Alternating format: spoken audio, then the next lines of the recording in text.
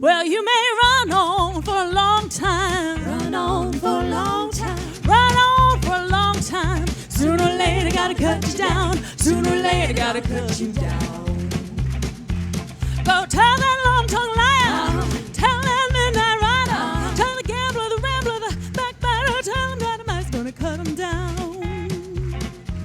You may throw your rock, hide your hand, working in the dark against your fellow man. Just as God made the day and night, what you do in the dark will be brought to the light. You may run and hide, slip and slide, trying to take the mold from your neighbor's eyes. Just as God made the rich and poor, you're gonna reap just what you sow.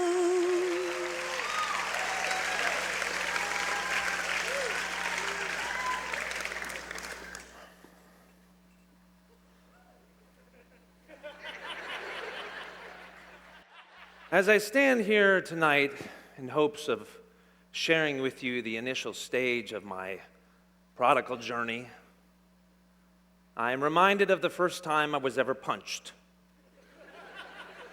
by Burt Reynolds. I'm from a small town in Kansas, outside of Dodge City. Many people will tell you that growing up in a small town is kind of like growing up in the 1950s. But our town was a Mennonite community, so it was more like growing up in the 1850s. Now, some of you may not know what a Mennonite is. To put it in perspective, the Mennonites make the Mormons look like a pack of Hell's Angels. We did, however, have a leg up on the Amish because we could use electricity. That meant we had electric razors and therefore no good reason to walk around with those goofy-looking beards.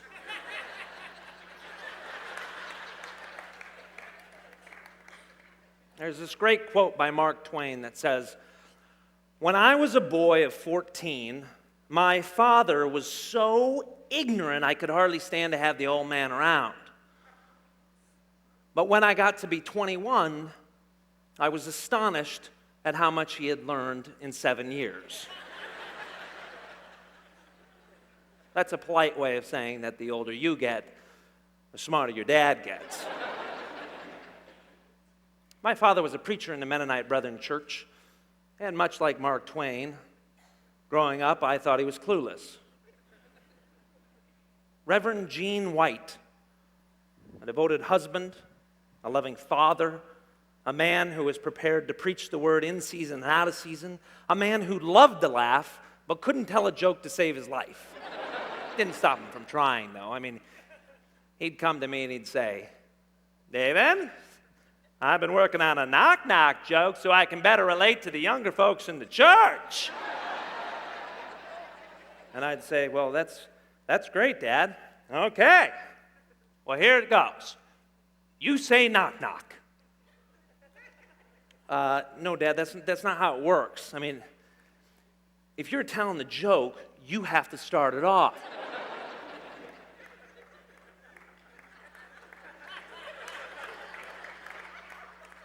"Oh, knock!" "Fine, you know what? Knock, knock. Come on in!" You get it?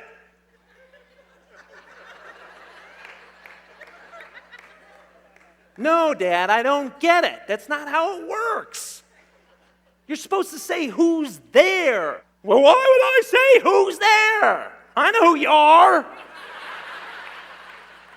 I'm not going to leave you standing out in the rain. Now get off the porch, the neighbors are staring." I was just an average church-going kid. I accepted Christ. He accepted me at the age of 4, which I always thought was strange when you consider that no court of law anywhere in the world would consider a contract signed by a 4-year-old binding. And that's easy to understand because no 4-year-old truly knows what he's given up. And by the time that he's figured it out, it's too late.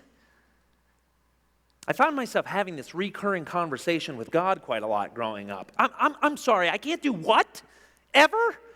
Until I'm married? Oh, come on, I was 4!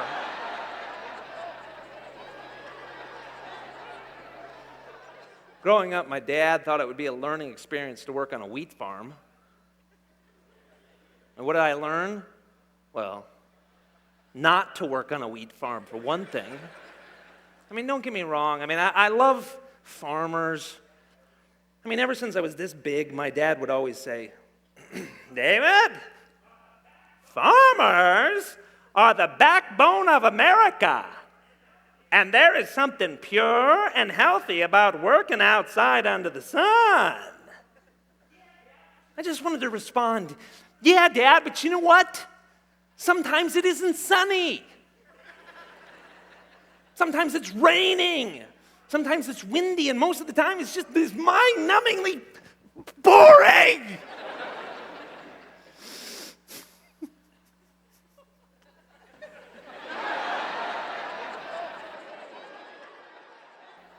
Now, I can understand, planting and harvesting. I mean, that can be really exciting. But everything else, not so much. I mean, that's the way it is. That's the way it's always been. Historically, farmers had to think of something to do between the time of planting and harvesting. You know what it was in biblical times? War. Bible called it the season of war. Spring, summer, fall, winter, war. Now, did they have to have any justification to go to war back then? No. You see, all the wars were fought between the time of planting and harvesting when there was just nothing to do. Their justification went something like this. Oh, hey, Fred, you doing anything? No. You want to invade Midian?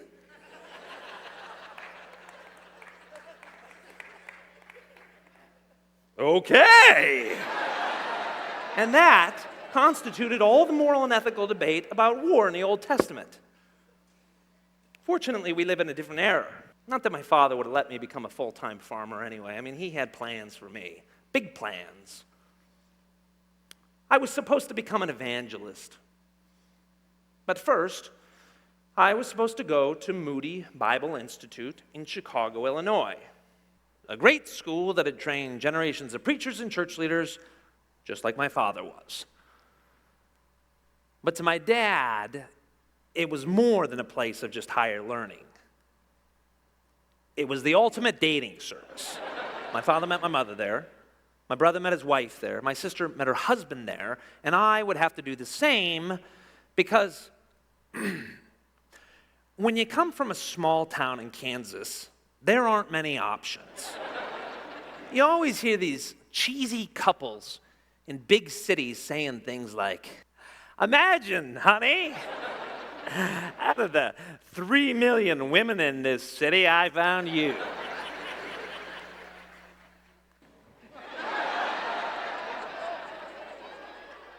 It's different when you're from Kansas. I mean, it's more like, imagine, honey, out of the one girl in Future Farmers of America, you didn't hate me too much. There are 40 people in my graduating high school class. 18 girls, 22 boys. Already the odds were against me. Statistically, that meant that there were going to be 18 happy girls, 18 happy boys, 2 unhappy boys, and 2 potentially happy boys.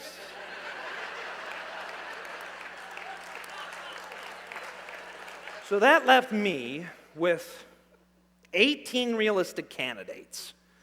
And when I subtracted my cousins, it left me with about 3 candidates for marital bliss. People always make fun of country people for marrying their cousins. But now you can see why. I mean, with so few choices, it's easy to see why that girl that you called brace face in grade school starts to look pretty good. So thank goodness for Moody Bible Institute. For my family, it was a chance to widen the gene pool. was my first time in a big city, and I couldn't help but notice all the girls. I mean, back in Kansas, okay, we only had one kind of girl. But in Chicago, at Moody, I mean, there were all kinds of girls. Tall girls, short girls, white girls, black girls, Asian girls. I mean, they were from all walks of life, from all creeds, Lutherans, Presbyterians, Baptists, I mean, you name it, they had it. There was even a Unitarian. Yeah. She married a Jehovah's Witness, so every Saturday morning, she'd have to go knocking on doors, but she wasn't quite sure why. I probably should have been more devoted to my studies, but I couldn't ignore the ladies. I mean, we'd sit around, and we'd have these deep discussions about the fall of mankind. The Bible said it was Eve's fault. Girls thought it was Adam's fault. CNN, of course, thought it was the Republicans' fault.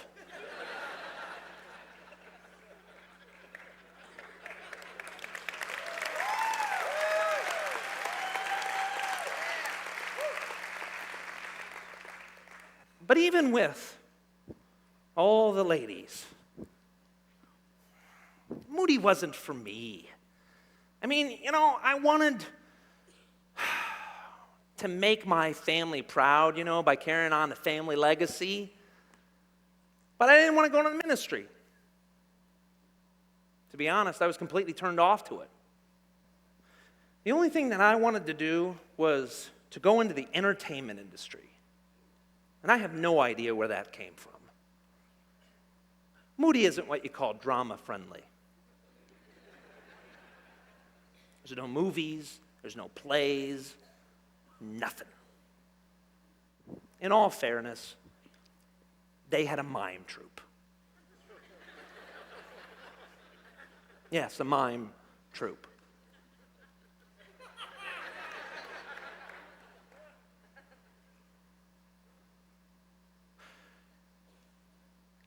Have you ever tried being Jesus doing the Sermon on the Mount in mime? So after much hand-wringing, I finally made the big call to tell my father, "Hello, Father. I'm leaving Bible school and I'm going to Hollywood to be an actor." Hello? Hello? One of my father's favorite sayings was, "The victorious Christian life is made up of new beginnings." Well, my new beginning began when I moved to Hollywood at the age of 19. And as confirmation from the Lord,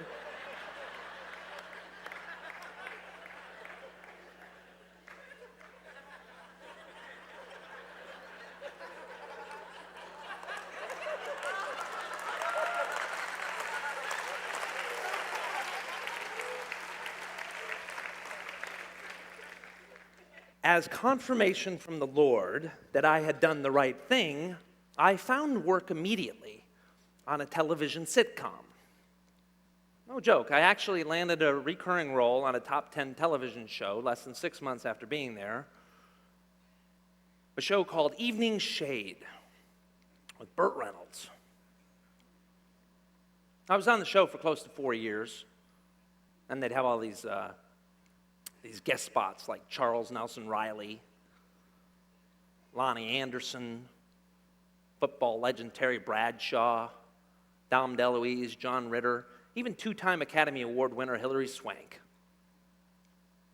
But of course my favorite was Burt Reynolds. I loved Burt.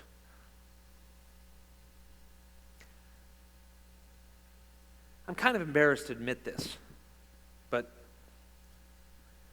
growing up in an ultra-conservative household with an ultra-conservative father, I sometimes found myself wishing that I had a cooler dad. I mean, don't get me wrong, I loved my father. But his coolness factor wasn't the highest on the charts. I mean, he chased me around the house with his silly knock-knock jokes. Say knock-knock. Dad, come on, just say it. Fine. Knock-knock. Come on in. Huh?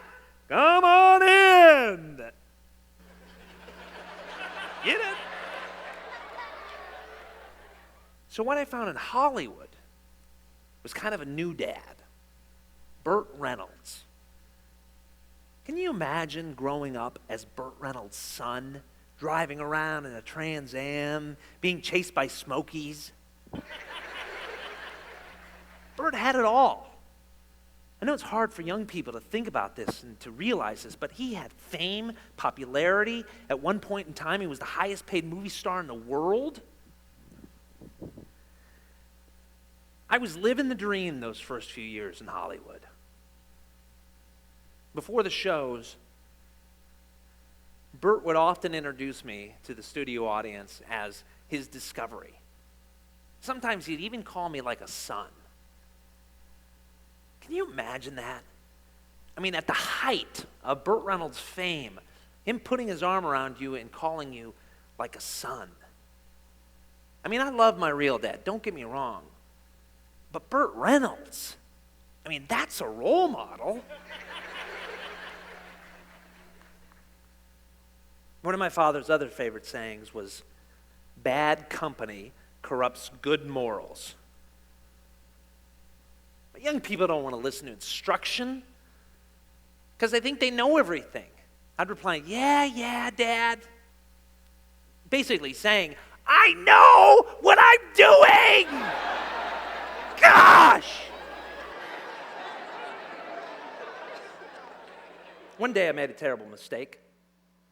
I overestimated Burt's sense of humor. There's a saying in Hollywood that says, the bigger your star, the more sensitive you are. I'd soon find out how true that saying was. Before the shows, Burt, sometimes I'd come out and I'd do an impersonation of Burt.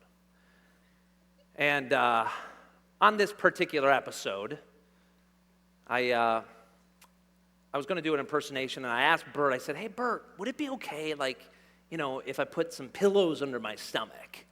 Burt was actually going through a very public divorce with Lonnie Anderson at the time, so he was really stressed out. And he had been putting on a little bit of weight, like we all do. So I thought it'd be funny. And he actually said, sure, go ahead and put some pillows under your stomach. So he goes out and he introduces the cast to the studio audience, and then it was my turn. And I come out dressed as Burt Reynolds with my 2 pillows under my stomach, and I look at Burt, and I look down at his stomach, and I look at the audience, and I do my little impersonation. I pat myself in the stomach, and the audience roared. And it was great, And I looked at Burt, and he was smiling, but it was a strange smile. And I'm not sure how you put this, but like in sports, when you give a teammate a friendly punch in the arm or a swat on the rear, that's what Burt did to me. Except it wasn't on the arm, and it wasn't on the rear. He punched me in the ear. It wasn't friendly either. I mean, there's no such thing as a friendly punch in the ear, first of all. It was hard. I mean, real hard. Much harder than my real father ever punched me in the ear. I could feel my brain swishing around for about 5 minutes. Well, we shot that particular show, and it went great. But then a strange thing happened. My character just mysteriously vanished. I mean, he vanished off the show. I tried to go to Burt, and to apologize and to explain, but his door was from here and forever closed to me, and I was left standing out in the rain. So after 4 years of success, I was suddenly a struggling actor. I did manage to work pretty steadily, like landing small parts on big shows. But there's a big difference in like having a first and last name for your character on a hit show like Evening Shade and being the room service waiter on Melrose Place. Of course, I still hung out with my famous friends, but even that became painful. I mean, the more we'd go out, people would ask them for their autographs, and people would start to ask me where the restrooms were. I remember calling my friend Hillary Swank on a Tuesday afternoon at 3 p.m. And I said, "Hey, Hillary, what are you doing?" And she said, "Nothing. I'm watching cartoons." And I thought, what? How can you watch cartoons on a Tuesday afternoon at 3 p.m.? Shouldn't you be doing something for your career, like looking for work? I mean, after all, she was just recurring like me. She could be gone at any moment. But no, she was just hanging out without a care in the world, eating ice cream. I thought to myself, she is doomed as an actress. But 2 Oscars later, maybe I should have followed her advice and bought Ben & Jerry's and spent the afternoon watching the Smurfs. Did see Hillary at a department store after she won her second Oscar. I think she remembered who I was before she asked me where the restrooms were.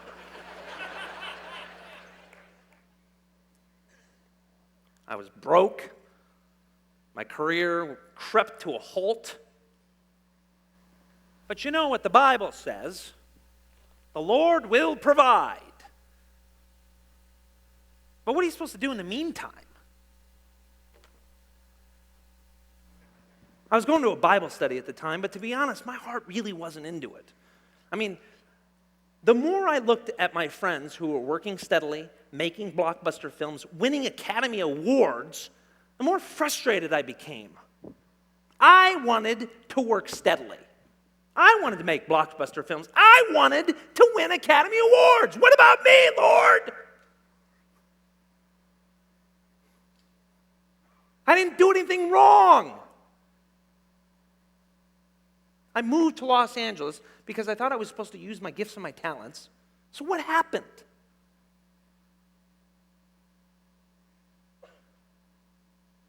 Have you ever felt like the Lord just forgets you? And I think this is how kids, believers, who grew up immersed in the Word of the Lord, go prodigal. I didn't set out to change my values. The world just slowly rubbed away my rough edges to make me fit better. I was different before I knew it. I was the Son of God, specifically called for a purpose. But what do you do when you can't see that purpose anymore? You start wondering. You start thinking too much. You start saying things like, you know what? What difference does it make if I take a drink? Why not take a drink? I mean, Jesus' first miracle was turning water into wine. Not to mention, I have been good for over 20 years. I haven't even had sex. Because he told me not to. It's a weird thing growing up as a Christian. You begin to feel like you are entitled to a little sin after all your years of righteousness. Or should I say self-righteousness? Truth is, there's no such thing as a little sin. All sin separates us from our Heavenly Father, and before long, that still small voice that you heard so clearly when you were young grows dimmer and dimmer until you start to wonder whether you ever heard it at all.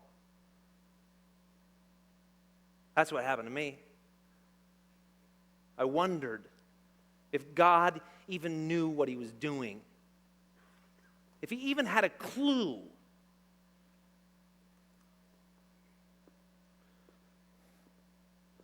I was broke. My career was over. All of my friends were doing the very thing that I wanted to do, that I deserved to be doing. I just wanted to throw a pity party for myself. And much like the prodigal son, I just wanted to go home. However, I did not have that luxury because when I was out living the dream in Southern California, my father accepted a position as a pastor in, are you ready for this one? Saskatchewan, Canada. This is what I'm talking about. I mean, how cool is that? Come on! I'm sorry, but this is the way that I had begun to think.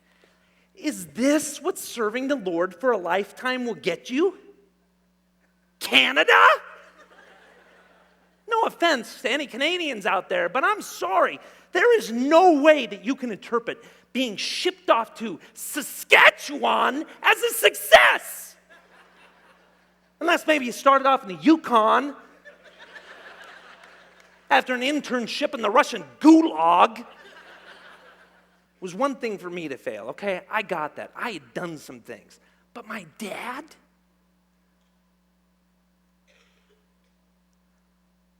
My dad was wrongly accused at his church. Rumors were spread about him. And then he was basically fired.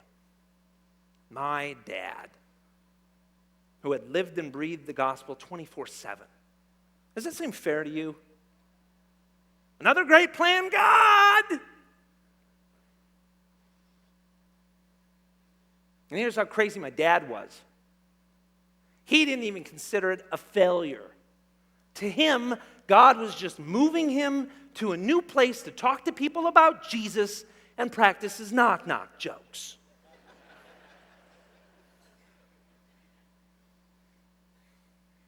Now I was really adrift. My cool new Hollywood dad had punched me in the ear, and my boring old dad was lacing up his snowshoes. So what do you do when you can't go home again? I needed a plan, my own plan. God didn't know what was best for me. My dad sure didn't know what was best for me, but I knew. I'd adopted a new creed, a new motto. You have to take care of yourself because no one else will.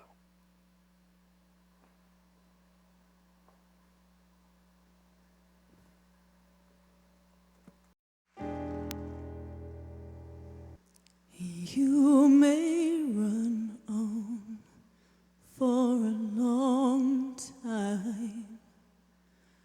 Run on for a long time. Run on for a long time. Sooner or later, God'll cut you down. Sooner or later, God'll cut you down.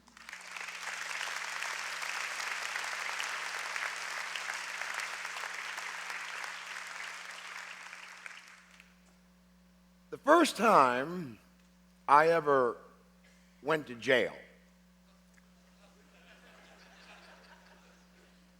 it was for 5 days.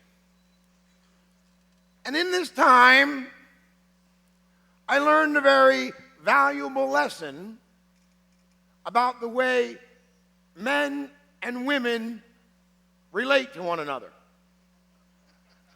I learned that when a woman is angry at a man, she says, "We need to talk." But when a woman is very angry at a man, she says, "We need to talk now."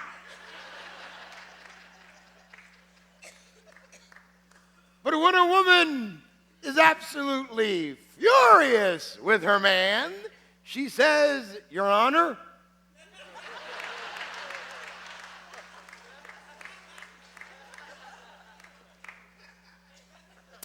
but I am ahead of myself.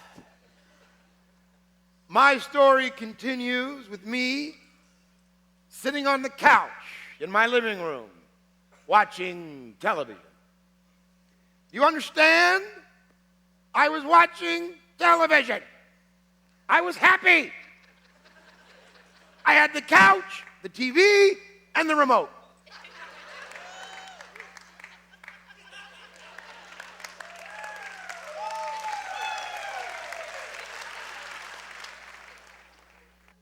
So the mail lady, the lady that delivers the mail, knocked on my door and she gave me a very official looking envelope.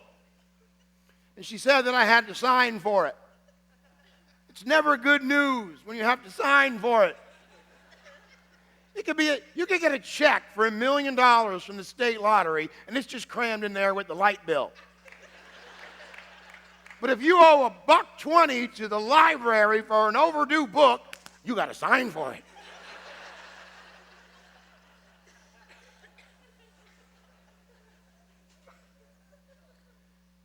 So I open it up, and apparently I'm being sued for divorce. Sued. A lawsuit. But there it was. It said I had to go to court and appear before a judge. I started to figure out what would be my smartest move. What would be the right thing to do at this juncture. So I took it and I put it in the drawer with the other bills. And I went back to watching television.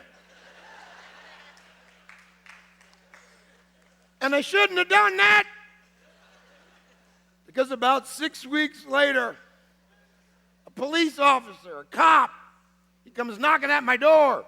He says, hey, you were supposed to be in the court in 6 weeks. This is why I have a subpoena. You can't just, we sent you something. What are you doing?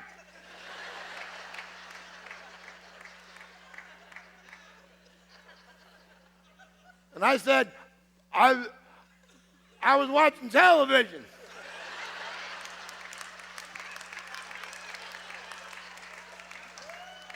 I got a new remote.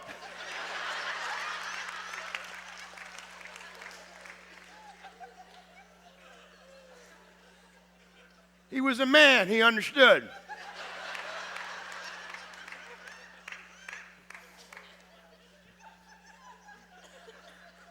But I had to go to court. It said so on the paper. And I knew at this point I needed a new plan.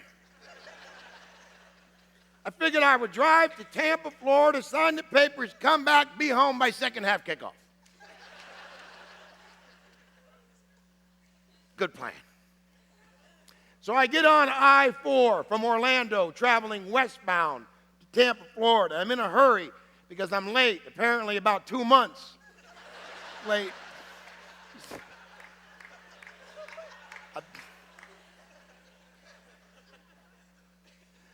Halfway down I-4, there's a detour. And I'm forced to get off the highway because there was a roadblock. And I had to get on this little tiny road. It was a path through the trees. And I'm driving, and that's when the rain started. One of them crazy Florida thunderstorms that you get in the summer, and it's flooding this little road, and there's alligators and Florida panthers floating by.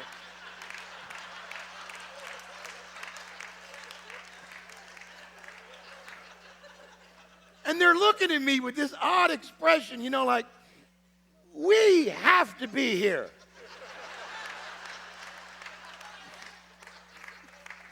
Why would you choose this? What kind of plan do you have?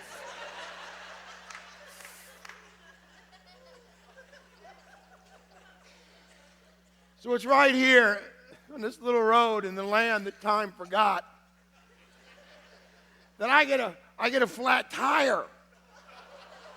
Oh yeah, so I pull off the road somewhere in the Everglades to fix the tire, and there's mud and snakes and falling branches, and I'm trying to, and there's ropes, and and it's everywhere. And I remember saying, God, if you don't want me to go through this divorce, give me some sort of sign.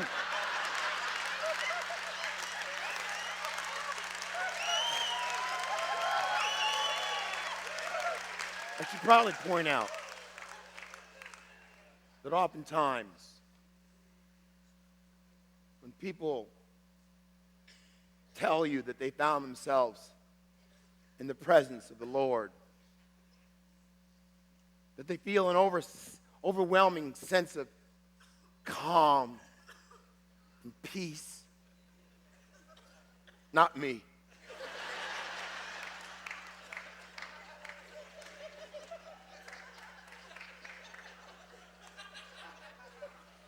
Whenever I feel like God's talking to me, it's more like, you're an idiot!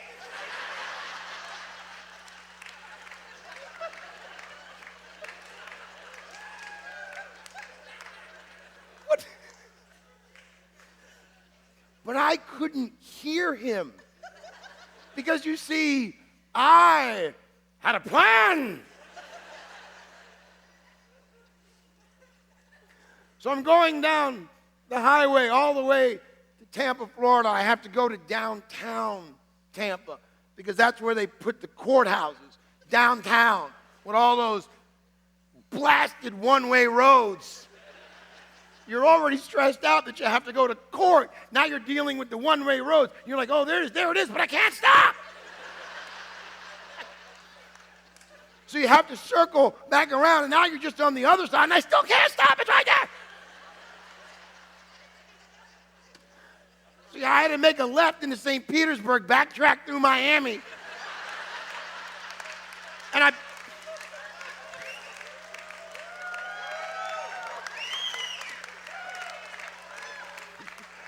I'm circling Florida like Ponce de Leon.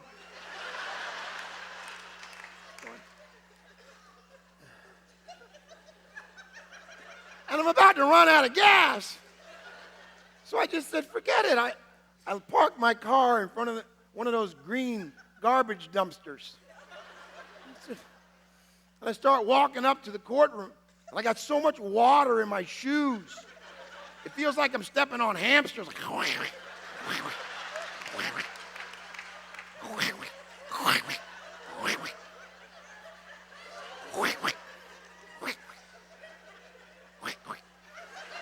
And that's when the judge sees me.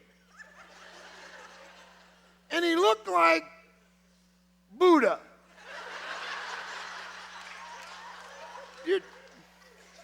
Like a big, fat, smiling Buddha.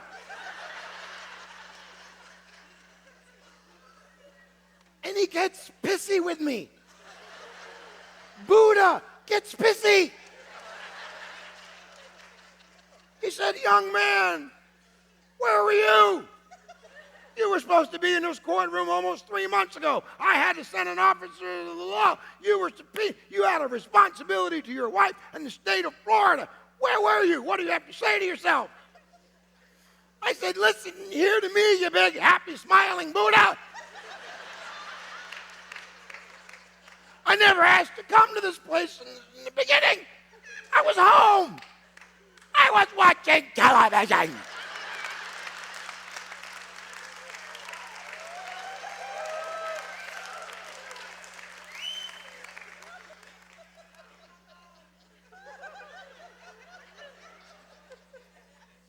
It turns out you get 5 days in jail for calling the judge a big, happy, fat Buddha.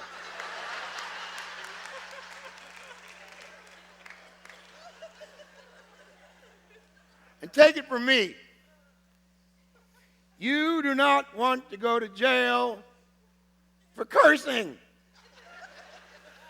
because they don't have a special jail set aside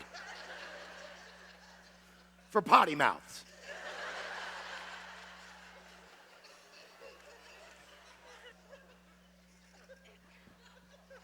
5 days later, I get out of jail, and I am still not granted a divorce.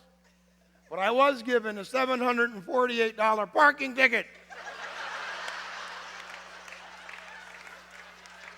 which is the fine for leaving your car in front of a green dumpster for a week.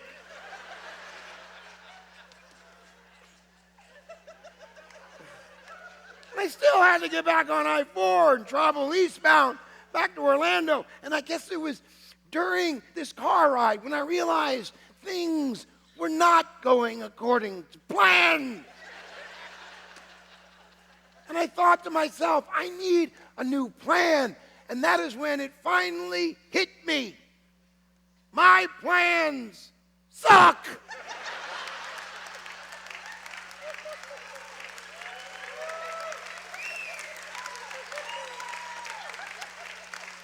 And it is when you feel like you are a victim of circumstance, a victim of bad luck, that depression will set in.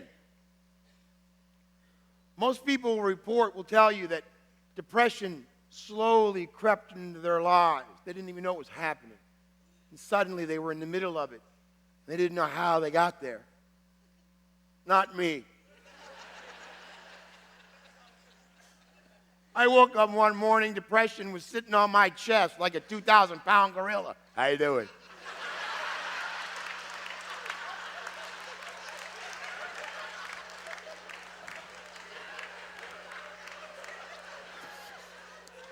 I'm going to be around for a while, so you and I should make friends. No, don't get up. You got me now. You don't ever have to eat or drink or shower or go to work or do nothing. If you got to go to the bathroom, don't worry. Just go on your wife's side of the bed. Who needs a plan when you have depression as your best friend? He was always there for me, and he knew exactly what I needed. I didn't care about anything anymore. I didn't care that I hadn't showered or shaved in 2 or 3 weeks. I didn't care that I had lost 20 pounds. I didn't care that the smell in my house was so bad, wallpaper was coming off of the wall. Oh, yeah.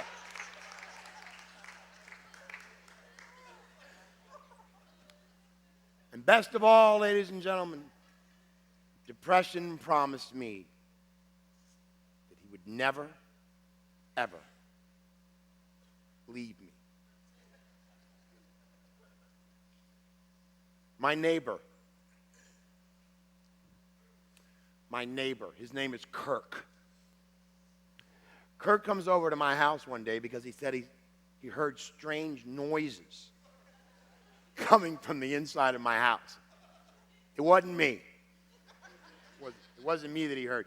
Apparently, it was a family of roaches that were so disgusted, they were banging on the window trying to get out.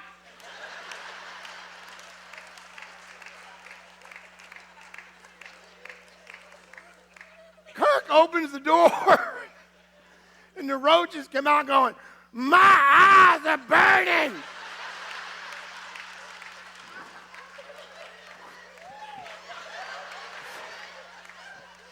Man, don't go in there. He's crazy. There's pizza boxes from 3 weeks. He hadn't flushed the toilet in a month. They got these fumes and I can't breathe. My eyes are burning.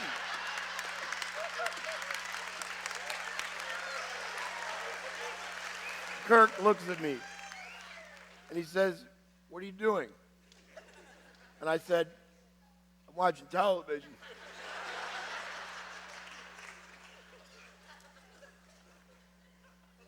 He goes, "Uh-huh."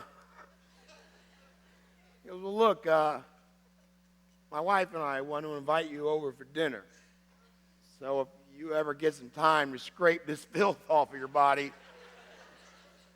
feel free to come over."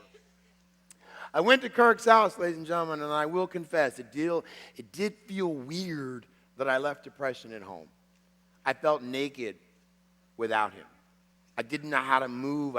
Nobody over at Kirk's house could understand what I was going through.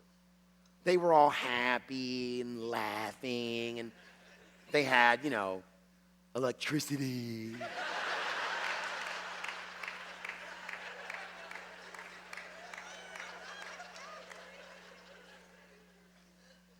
After dinner, I tried to tell Kirk what was going on in my life, and he listened. But you must understand something. Kirk and his wife are both Christians, but not like everyday normal Christians. Like, they were like super heavy duty, born again, read the Bible, pray all the time Christians. And look, I was a Christian too. I believe that, Jesus was the Son of God and all that. And I went to church on Easter, Christmas and Easter.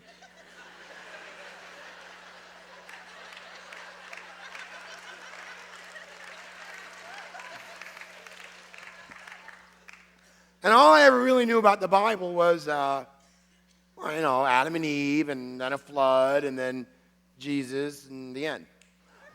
So that's why I reacted the way I did when Kirk asks me if I had been praying for guidance through my ordeal, and if I had been reading the Bible. And I was like, why would I do that? I'm getting a divorce. I'm reading like legal books and safe places to bury bodies.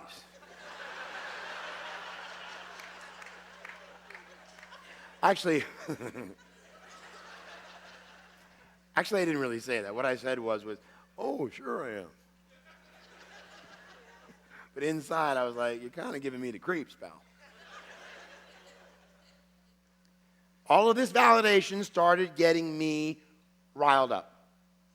None of what had happened in the last few months was the way I had planned it. I was supposed to get a divorce, sell the house, and start a new life. But here I was, almost a year after this process had begun. I had no money. I had no job. I only got to see my daughter every other weekend. And still, after all this, my divorce was not final. And I got mad. And I said, good Lord, why can't I get a divorce?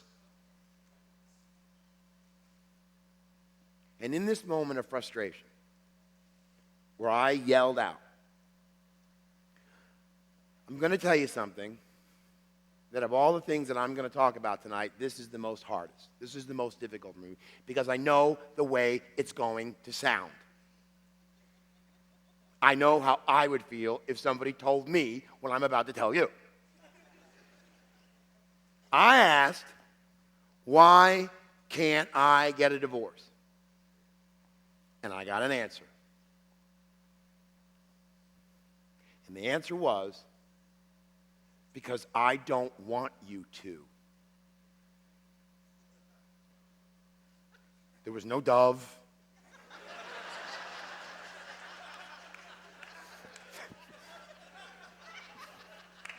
There was no burning bush. It was a knowing. I just knew that that was the answer, and I'm sorry, but I cannot explain it any better than that.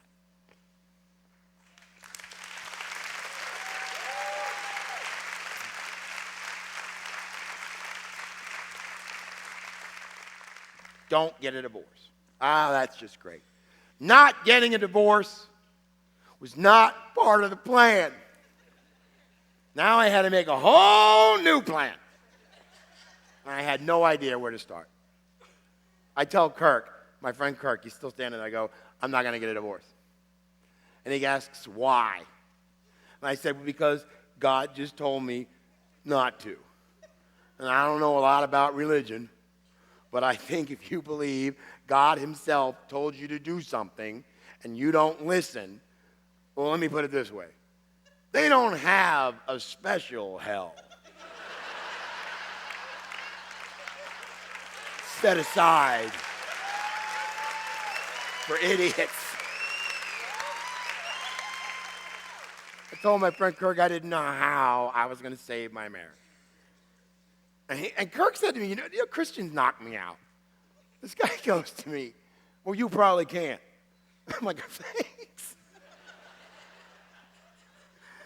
But he says to me, but God can. And that statement brought me back to the why of it all. Why would God want me to stay in this unbelievably broken marriage?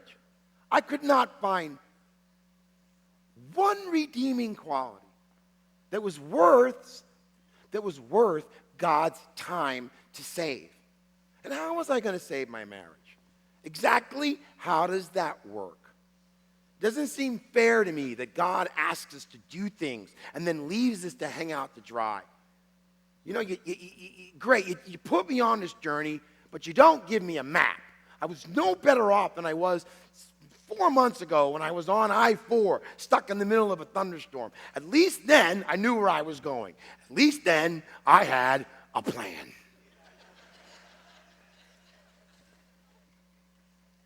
I remember leaving Kirk's house, and depression had gone away. He was nowhere to be seen. And that was okay, because I had a new friend. And his name was anger. And anger was hiding like a ferret in the bushes. And he jumps up on my shoulder, and all the way back to the house, he's whispering things into my ears. He's like, what do these creepy Christians know?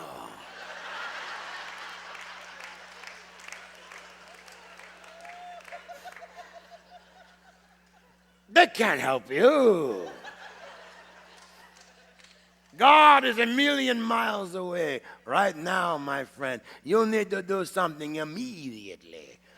What you need, my friend, is a plan.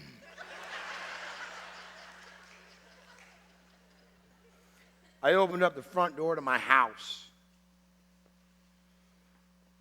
and I saw what a pigsty it had become. And anger grew a little bit. And now he was the size of a pit bull.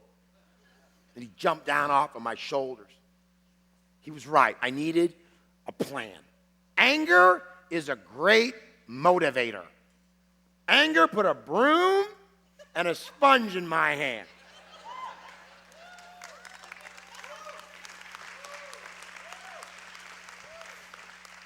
Anger's like, you need to clean this place up. You need to start moving things around and scrape off the algae. Anger also likes to blame everybody else, doesn't it? I'm cleaning up, and Anger's talking about, this is all your wife's fault. She did this to you. Look at your beautiful home. Your daughter used to play in the backyard, and she has taken it all away from you. There used to be laughter. Now there's nothing but weeds and thorns. Clean this place up. Put it on the market. Sell it. Get your share. Get the money. Run on. Start all over. And I was like, yeah, clean it up. Sell the house. Run with the money.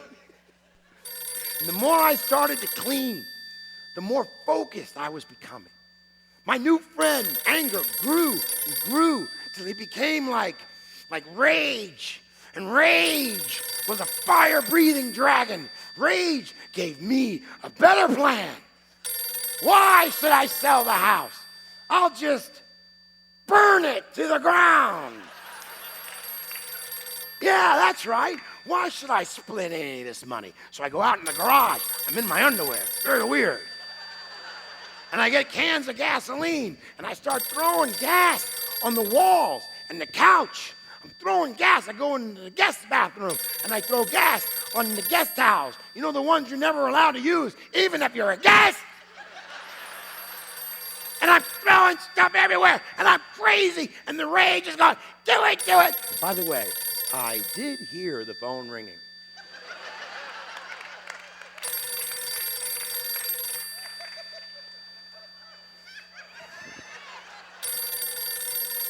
But I looked at the caller ID, and I could see it was my wife, and I wasn't going to let her win. No, I had a house to burn down. I was back in the game. And Rage said, give me the phone. I'll answer it. I said, yeah, you answer the phone. You talk to my wife. You tell her where she can go. Hello? Yeah, I don't know who you are thinking calling here. Let me tell you something. I don't need you. You hear me? I can do this by myself. I don't need you. I don't need anybody. You understand? Hello? And it got quiet for a second. And Rage said to me, it's for you.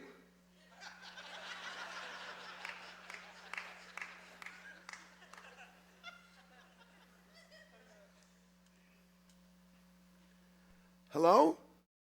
Daddy? Daddy, it's me. You may run on Daddy? for a long time. Run on for a long time. Run on for a long time. Sooner or later, God'll cut you down. Sooner or later, God'll cut you down.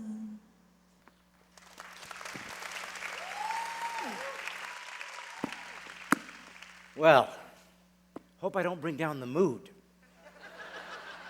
The first time I almost died was the day I was born. I was born in a 2-stoplight town called Bremen, Indiana. And I never bring that up. I don't know why that is. I guess it's because every time I've ever said, hey, I'm from Indiana, you know, there's always some guy in the crowd going, Indiana, I'm a murder too.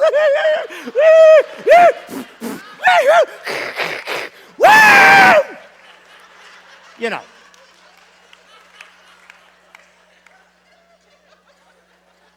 And usually we're related. So I try to keep it to myself, but I am from Indiana, which actually worked out perfect because that's where my parents are from. And but there's an interesting thing. I was conceived in Germany.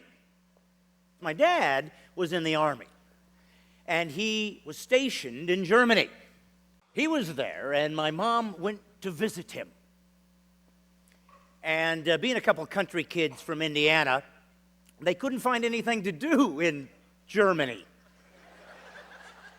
What with the Bavarian Alps and everything, you know. So apparently they decided to make me. And at that time, my mom did a very cruel and devious thing. My mom prayed to God and said these words. God, if you will give me a son, I promise I will dedicate his entire life to you. No pressure there. And it's a funny thing about God. If you dedicate your entire life to him, he takes you serious. He actually holds you accountable to that vow. It's like being made in the mafia. God doesn't let you go until he kills you.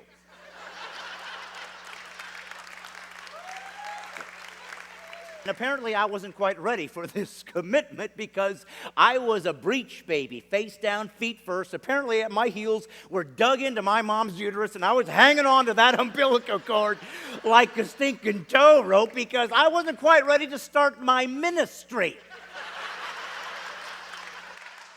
And I almost died, which would have made my family very unhappy, but sure would have made my serving God my whole life a lot quicker and easier. But me and my mom almost died, and we didn't. We made it. Why? Because she made a vow to God. And I believe that at that moment, God decided at that time to give me all the gifts I was going to have. He decided to give me exactly what I was going to have to deliver the words that He wanted me to deliver. He gave them to me at that moment, and He knew where I was going to be born and what territory I was supposed to influence as a Christian man. He meant, essentially, I was sent to Nineveh. But I didn't know that I had all these gifts and whatnot, because again, you're just starting out. So I couldn't have possibly anticipated that I was going to be a comedian. That was one of the gifts God had given me. But I should have had a clue, because I actually wrote my first joke in kindergarten. I'll never forget this. It was a Friday, and it was one of these show and tell Fridays, and the teacher said, let's have a puppet show. And they needed a volunteer. I raised my hand. They picked me and another kid. So suddenly, we got behind the puppet theater. We put our puppets on. I'm sitting there with this kid, and we're getting ready to roll, but there was no script. This is extemporaneous, and I'm thinking, I'm good. Let's run with this thing. Meanwhile, my partner here was looking at me wide-eyed and soiling himself. You know, he didn't know what to do. I took the bull by the horns, and I actually did this. I said, hey, let's play hide and seek. You hide. I'll count. He said, okay, and he went off, and here's what I did. 1, 2, 9, 15, 29, 13, 170, 65, and the kids were rolling. Because there's nothing funnier to a kindergarten kid than the old look, I can't count routine. I finished that show, I got out, and I walked amongst the kids, and they were laughing and pointing, and I felt like, wow, this was fun performing. I belong here. This is exhilarating. This is exciting. Why was I so passionate? Why was I connecting? Because it was a gift I'd been given a long time ago and didn't even know it. You see, that gift that I had been given was a sense of humor. Now, we just use that term interchangeably, like it means you like to laugh, but it's not what it means. I really believe it's sincere. A special sense of humor that only I was given and you weren't. Which is great, because you come to see me and I charge you.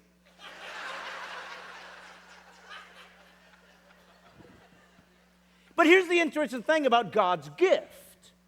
It's His. And He doesn't allow you to covet it, because God, that when He gives you a gift, expects you to give it away. Well, I couldn't have known this. And the next week, I found out that you're not allowed to covet your gift, because they decided to have another puppet show. Well, I raised my hand. I'm thinking she's got to pick me, because I believe I've established I'm the puppet master of kindergarten. But she didn't pick me.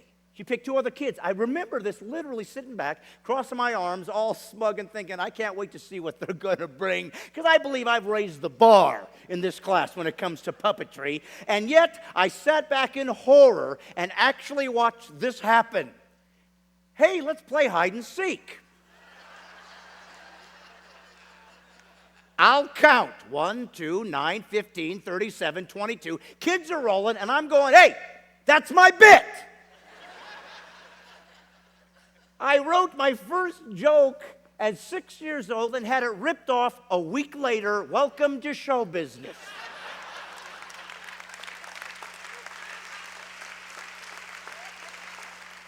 Something started turning in my family. Something was going askew, and I didn't know what it was. All I knew was my dad wasn't around as much, and sometimes I'd come in and watch my mom catch her crying. Well, as it turned out, my dad had taken a mistress, and they got divorced. The pain and the destruction that happens to a child cannot be explained unless you've been through it. That breaking of that covenant of those parents who were supposed to be there to show you that you had a place of safety, that someone will always love and protect you, was shattered. And that pain is impossible to explain to those unless they've been there. And why it's so crucial that God says you stay connected and show your kids there's a place of someone who will always love them and have a special place for them. But an interesting thing happened. A miraculous thing happened. About a year later, my dad got me and the family together with my mom, and he said this: we're reconciling. We're going to remarry each other. The prayer that so many kids of divorce have prayed for me worked. They're getting back together. The family's reunited. And then my dad said, we're moving to California. Oh, it's palm trees and stinking, movie stars and cement ponds, baby. It's all there. And we did. I sat in the Justice of the Peace office and watched my parents get married this time. And off we went, and we moved to Orange, California. And it was there at a Presbyterian church right outside the Orange Circle that one Sunday morning, with every head bowed and every eye closed, I raised my hand and said, yeah, I'll accept Jesus Christ as my Lord and Savior. And I started my journey as a church kid. I was in 4th grade. When you get saved in 4th grade, your journey with God lasts a long time, but it makes for a real boring testimony. All the church kids know you long to have a great testimony because you got nothing. I would long for the testimonies. I would say, yes, I was addicted to heroin and the Lord freed me. And I'd be like, oh, if I was addicted to heroin. That's a great testimony. I was a prostitute and the Lord freed me. I could have done that. I was 9. I found myself coveting other people's sinful testimonies, which I believe for me is 2 sins.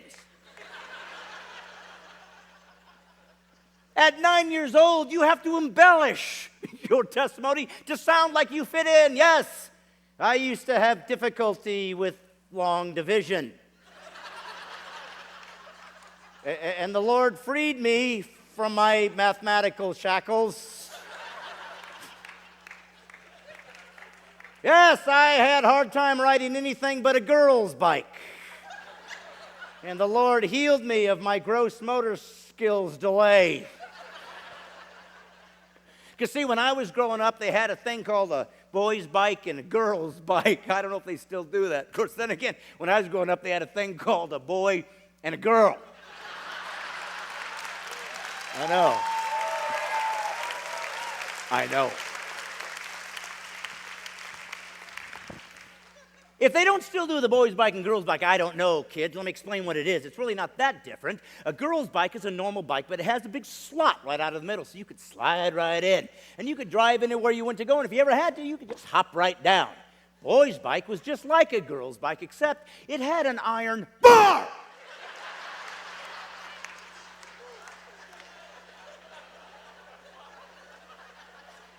That they welded under your seats to the frame. And there was none of this ambivalence about gender and you choose it, because the first time you took that bad boy out for a ride and your feet slipped off the pedal, you knew you were a boy.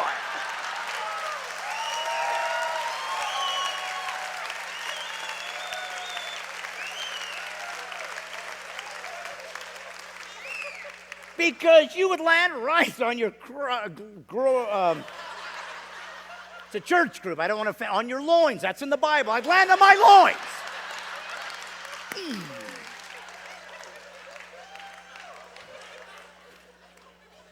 And my sister would laugh.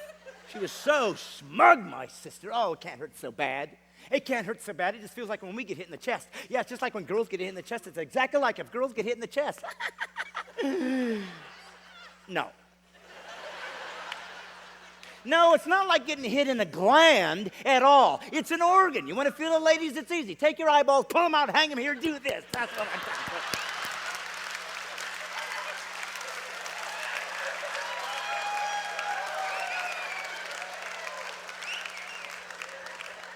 You see, I was a young Christian trying to figure out if God is real, and it made no sense to me. He designed us the way we should be. He doesn't make mistakes. What could have gone wrong? Every other organ in a man's body, his heart, his liver, his spleen, protected by his rib cage. What went wrong? Nothing went wrong. The one stinking rib he took to make women was one protecting my loins. That's what went wrong. I would cry out, Lord, it's not fair. And he would say, feareth noughteth. What dost thou mean, Lord? I've cursed the womaneth as welleth. Inneth whateth waith, I haven't noticed that it doth alleth. I've altered their hand-eye coordination. I've never noticed that. Oh, you mean like in the throwing the ball?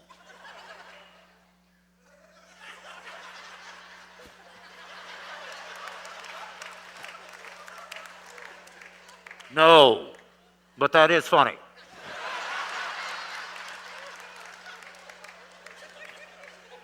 From henceforth, women cannot apply eye makeup without opening their mouth.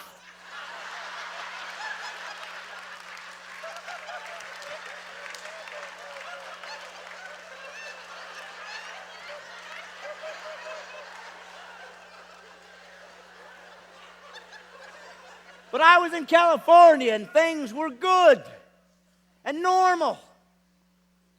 And one afternoon, just a regular afternoon like every other afternoon where everything is peachy keen and life is as it should be, my dad out of the blue took me into my room, put his arm around me and said, son,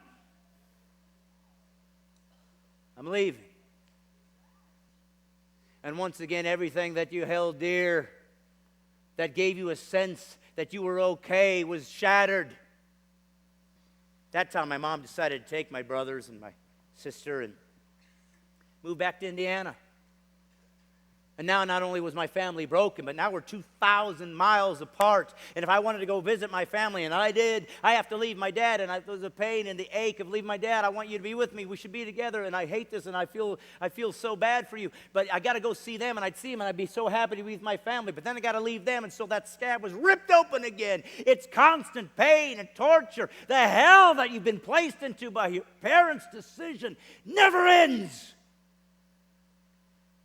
And I remember sitting on a tarmac in Indianapolis, Indiana, a 13-year-old innocent boy with tears streaming down my face, about to leave my mom to see my dad, and actually said these words, I will never feel pain again. And I began to build a wall around my heart to protect me.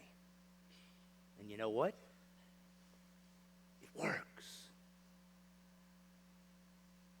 Life would try to throw pain at me, and it would just bounce off. I don't feel nothing. I don't feel guilt, shame, remorse. Oh, Mom, are you sad I'm leaving? Maybe you shouldn't have got a divorce. Oh, Dad, is this bothering you? I'm taking off. I didn't start this. You did. I had to defend myself. I'm a kid. Problem with the wall is it works both ways. If you can't let pain in, you can't let love in. Well, my dad decided one summer he was going to go see his brother. They were carnies, worked in the carnival. He wanted to see if he could make a living doing that. Didn't work out, but he did find a woman. Brought her back to California, and he married her. And suddenly my slot with my dad was diminished with a special stranger in between, and I realized that my broken family now forever will never be repaired. Well, I never got along very well with my stepmom, and one summer when I moved to see my mom, I decided I'm going to stay. And so my junior and senior year of high school, I lived back in Indiana, in this little town called Bremen where I started. And a good friend of mine from high school's dad owned a restaurant there. And I asked his dad once, I said, look, yeah, like you don't have stupid pictures in your fast food. And so I asked him, could I come into your restaurant once a week? You don't have to pay me. And I'll put cards down that say, magic at your table, $3. And people just ask me to come over, and they give me $3, and I perform magic tricks. I thought this would be fun. Problem is, it's a little country town, and they'd never heard of magic at your table. Not to mention, nobody had $3. Or they wouldn't have been at the $2.99 buffet. So basically, my enterprise ended up with me just walking up to tables going, you want to see a magic trick? Because I wanted to show what I could do and what I loved as a hobby. And it was exciting. And one time, I saw a couple come who was from my church. And I thought, this is great. I know them. I respect them. I got to go to show them. They don't know I do this. Hey, I want to get to show them my skill, the thing that God had given me, this idea of wanting to be a performer, an entertainer. I knew I was supposed to do this thing. And I walked up to them and I said, hey, you want to see a magic trick? And I'll never forget that saintly woman's response. She said, you know, Brad, magic is of the devil.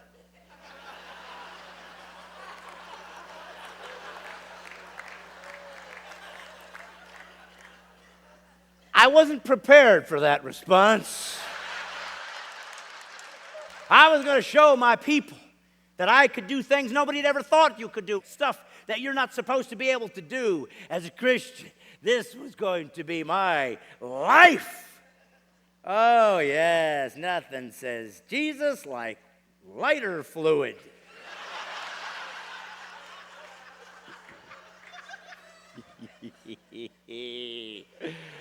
Oh, yeah, you were afraid of the cards? Okay. Woo, look, no pain. Ha! No pain. Pain! Come on.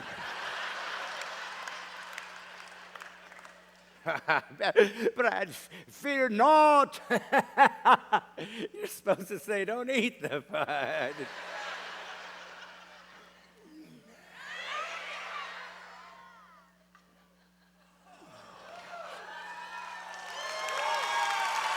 Oh, I wish it was that easy. Oh, no, not a sai, a kung fu weapon made of solid steel. What could you possibly do with that? And please don't swallow it. Wait, sword swallowing is a trick. They collapse. They're not real. Really? Okay. Yeah. This is how it all started, folks. Don't worship me.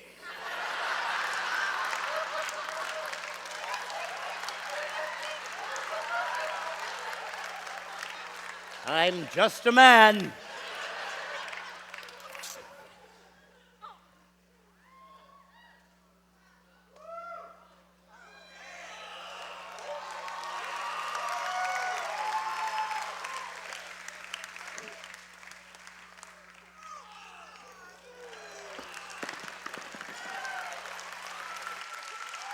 I wanted to do the amazing, impossible things with a gift I had been given and a passion I couldn't have possibly known because I was sent to Nineveh. And so at that point, I began to put this magic comedy show together and started working in comedy clubs. Just a young guy trying to see if he could do his thing. And sure enough,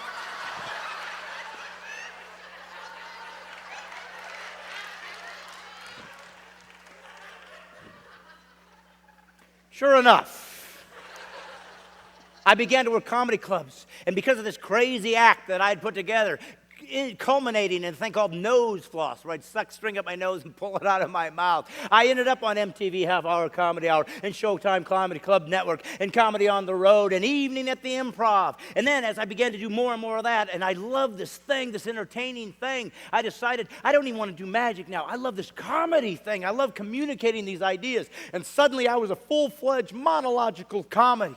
I didn't have any props whatsoever. I just used words to communicate ideas, and I loved it. And then around the middle 90s, I started working for churches. It's like I've been called. Suddenly, Promise Keepers booked me, and for 4 years, they'd never used a comic.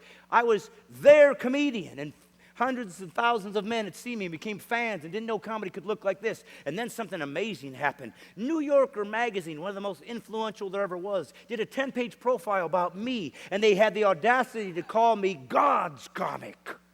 And from that article, I was suddenly on CNN, and I was suddenly on NPR Fresh Air, and I was suddenly on Hannity and Combs, and I was on Glenn Beck, and I was on Fox and Friends, and I was writing books, and I was suddenly doing Christian comedy. And I didn't want to be a Christian comedian. I said, no, I'm a conservative comedian. I'm America's comic. I wanted to run from this Christian thing. Here's the problem. I wasn't called for that. This was a gift I was given. And I was hoarding it. Well, God doesn't put up with that forever. Things weren't going the way I wanted them to, and I knew not where God was. And it was dark. And it was hell. And I was alone. I had nowhere to go. And a moment of clarity. I said, I don't know what to do now, Lord. But with this one last ember left in my spirit, I say to you, all right, I get it. I'll minister for you. I don't know what else to do. And I began to learn that I had to trust. I had to break down the wall that I put up so long ago to defend me. And I found out that the way I saw myself was that I was worthless. What God was teaching me is, no, I want you to start seeing yourself like I see you. You're my son. And I love you. And I'm with you. And I began to give it back and realize that if you wake up on the beach in whale vomit enough times, you finally go, I'm heading to Nineveh. He finally called in his chips and said, for the rest of your life, you will be what I called you to be from the womb. Oh yeah, you'll be a comedian. You'll be an actor. You'll write books. You'll do whatever it is, magic, entertainment. But you're my minister, and this is the package that you'll deliver it, because I own your funny. It's mine.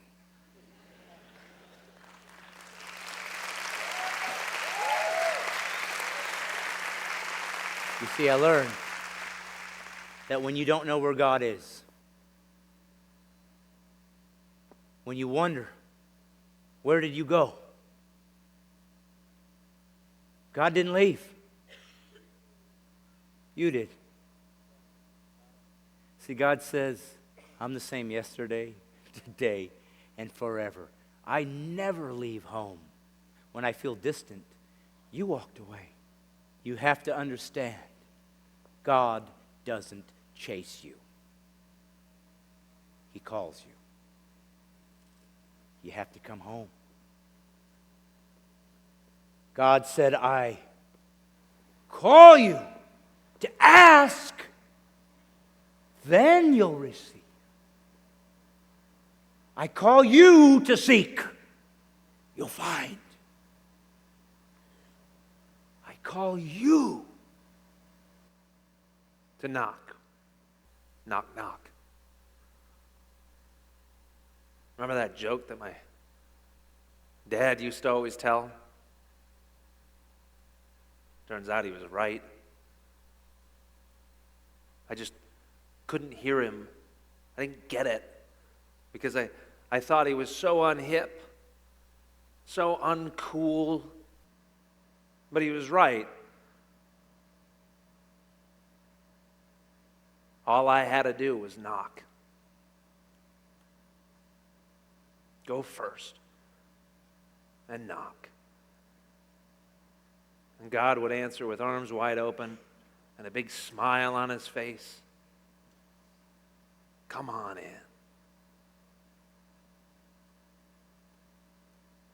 I get it now, Dad. I get it now.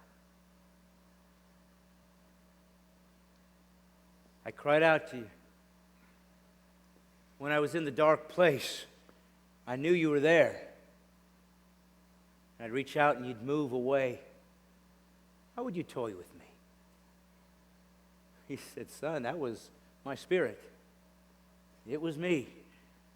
That spirit was right there. But here's the problem. when you were in the hell and the dark spot. You wanted to grab on and endure. I wouldn't allow that. I love you too much. I kept moving just an inch. So you had to follow me. There's light out there, and I'm going to take you home. The dark place forced you to follow the light. See, my prodigal story was Jonah. I was told to go to Nineveh, and I wouldn't listen. It's funny, when Jonah was swallowed by the whale, he said, I'm in Sheol, I'm in hell. And yet he survived 3 days. The hell, the worst time of his life, kept him alive for 3 days until finally he was puked on to safety. Just like God said, if you're not hot or cold, I puke you out of my mouth. I was lucky.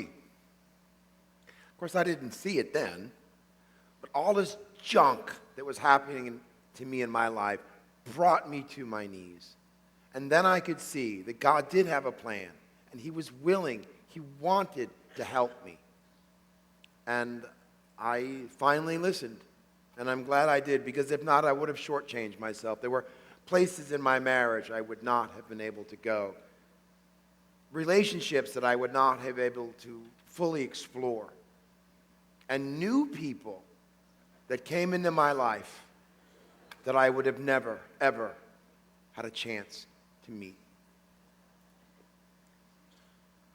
This is the prodigal story. It's a story of a young man who runs from his father's home. And only after squandering life's most precious gifts does he return home. To a father with arms that are wide open. It's my story. It's our story. It's the human story. Good night.